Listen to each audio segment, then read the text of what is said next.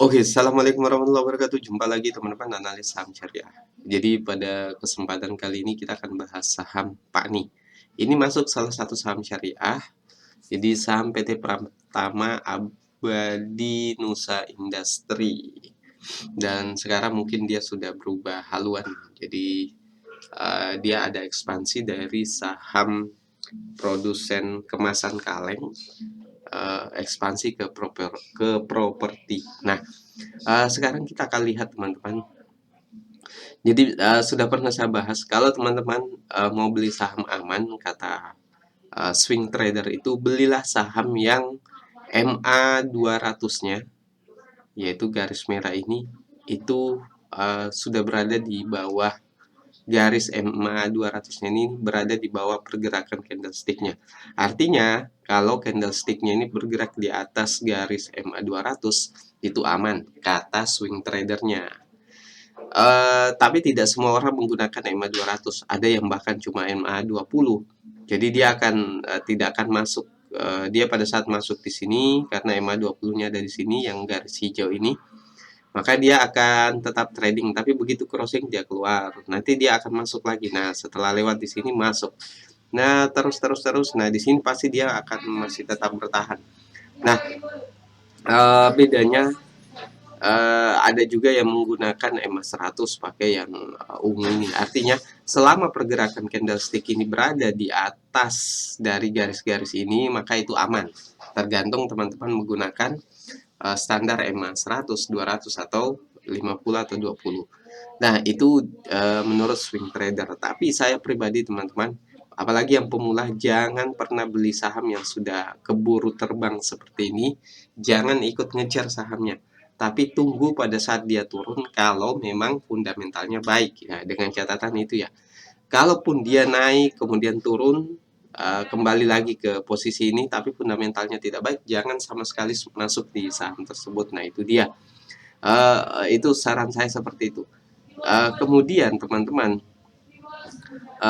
karena ini adalah candlestick, jadi kita analisis teknikal, ini tidak bisa dijadikan patokan utama untuk value investing. Tapi untuk swing trader ini mereka akan gunakan garis-garis ini, apakah masih layak untuk masuk di saham ini atau tidak. Nah, sebagai value investor kita harus lihat data ya, data karena sekarang baru bulan September, harusnya terakhir bulan ini ya, laporan keuangan untuk kuartal 3.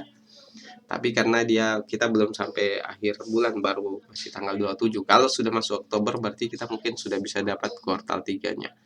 Nah, ini kuartal 2-nya teman-teman. Kalau dilihat ini sebenarnya naik dari sisi net income, kemudian total sales dan lain sebagainya.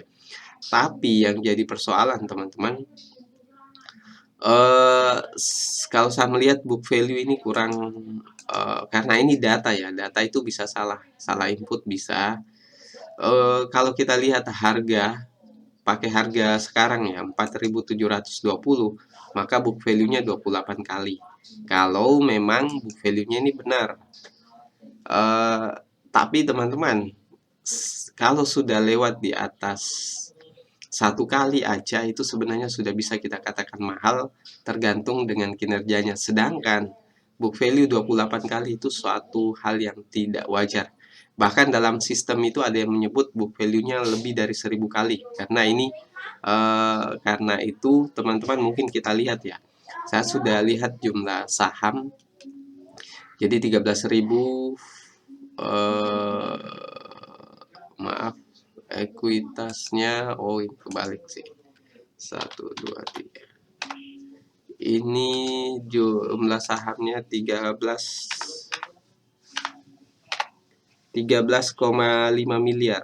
Jadi 13,5 miliar, book value-nya 165, PBV-nya 28 kali. Jadi dengan harga 4.720, PBV 28 kali itu teman-teman harus tahu berarti dengan harga, kita besarkan ya,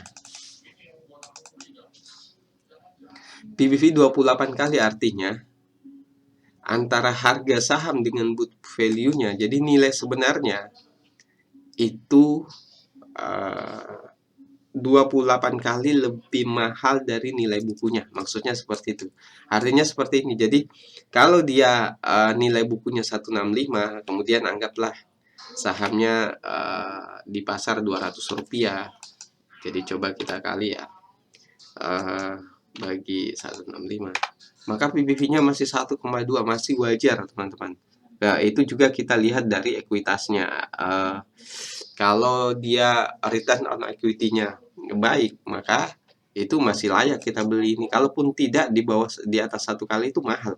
Apalagi dengan harga PBV sampai 28 kali, artinya harga saham ini 28 kali lebih mahal daripada book value-nya yang nilainya 165. Nah, itu dia teman-teman. Jadi kesimpulannya kalau saya ditanya apakah akan membeli saham ini, sama sekali tidak tertarik. Pertama, alasan teknikalnya, saham yang sudah terbang sebegitu jauhnya itu hanya nunggu waktu dia mungkin akan turun. Bisa saja, saya tidak mengatakan bahwa sahamnya tidak akan naik lagi. Bisa saja bisa naik 2 kali lipat atau berapa, tergantung sentimennya. Tapi kenaikannya itu bukan karena faktor fundamental, tapi hanya sentimen. Nah, saham yang naik karena faktor sentimen itu akan ada titik jenuhnya sehingga sahamnya nanti akan kembali turun. Jadi kalau teman-teman yang ada di atas sebenarnya alirannya value investing, belinya di sini kemudian harganya sudah di atas sini, sebenarnya mulai hati-hati jual separuh atau gimana. Tapi kalau teman-teman baru mau masuk di harga ini, itu namanya siap-siap dapat risiko kehilangan dananya.